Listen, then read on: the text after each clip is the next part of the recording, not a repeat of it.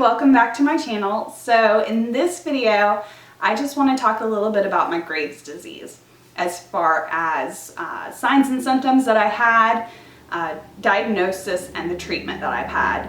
And then in the next video, I will talk about the Graves' disease and the actual pregnancy. So starting back, let me see, March or April 2012, I started having hand tremors. The hand tremors were noticeable to other people. To be honest, my hands have always been just a little shaky, but nothing like this. People could easily notice it as far as, you know, with a fork or with a pen. My handwriting was atrocious.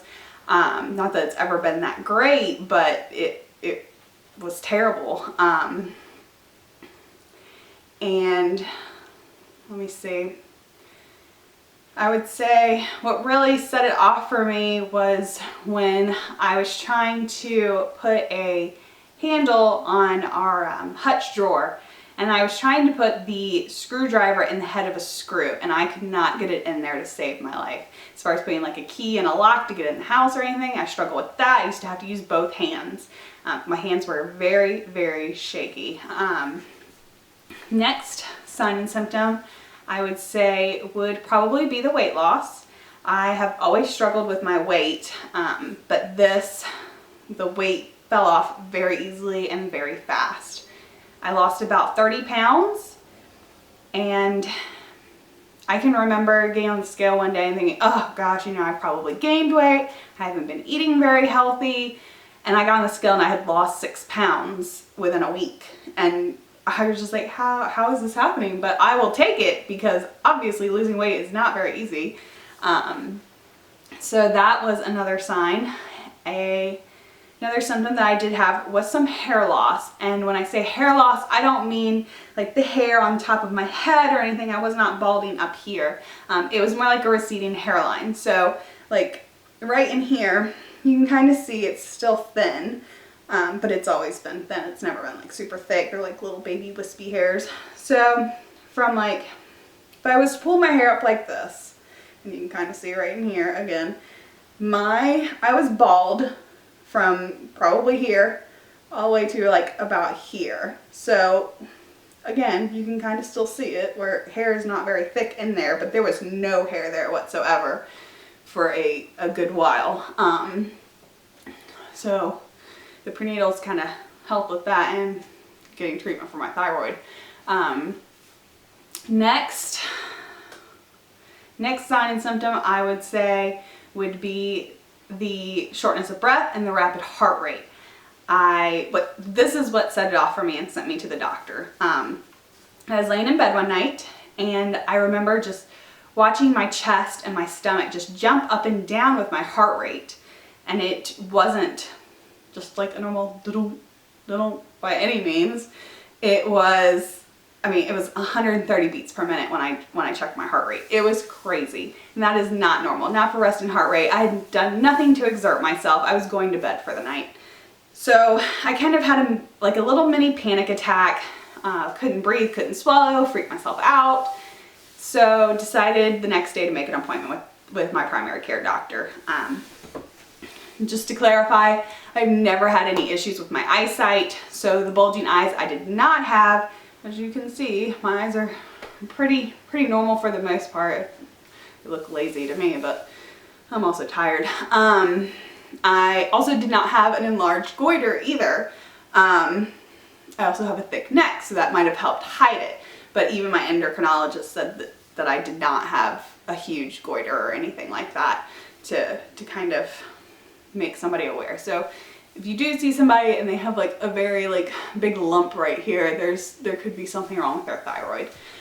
So anyways, back to going to the doctor. I go to the doctor, my primary care doctor. She did blood work.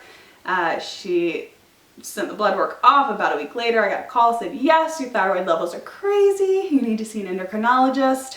So I went and saw the endocrinologist. She did an ultrasound on my neck, on my thyroid, and determined that yes, I did have Graves' disease, not just hyperthyroidism. So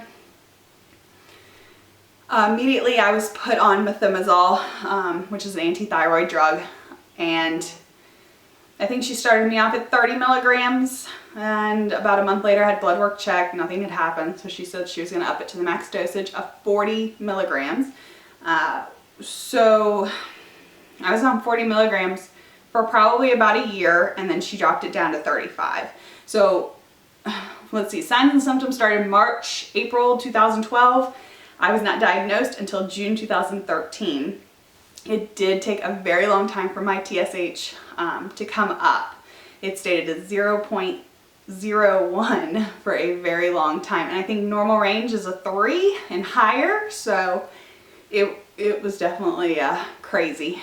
The free T3 and free T4, they pretty much reacted once I went to the 40 milligram dosage. So that was nice. I have not had any radioactive iodine treatment. I obviously have no scar here, so I've not had my thyroid removed. Eventually, I will probably have to make the decision to do either or if I do not go into remission, which my endocrinologist doesn't think that I will, because I still require thyroid medication. So stay tuned. Maybe one day I'll post about that.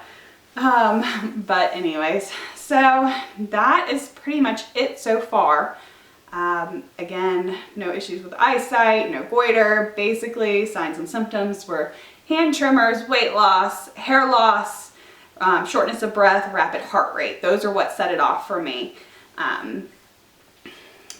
It is hereditary in my family, in case you were wondering. My mother's side of the family does have Graves' disease and Hashimoto's. They do suffer from both, and they say that if the women in your family typically have it, then you're more likely to have it. So that definitely was the case for me. Lucky. So anyways, next week, hopefully, maybe sooner, I hope to have up the video about the Graves' disease and the pregnancy, and I will talk about when we started trying, what medication I was on, the symptoms with the early pregnancy and how similar they are. And so stay tuned. If you like the video, like it, subscribe, so that way you'll get a notification when I post the next video. Hopefully to have it up, I'm going to say hopefully by Wednesday. If not Wednesday, it'll definitely be by next Friday. So definitely come back, check back then. If you're interested, which obviously if you're here watching this video, you're interested in the Graves' disease and the pregnancy.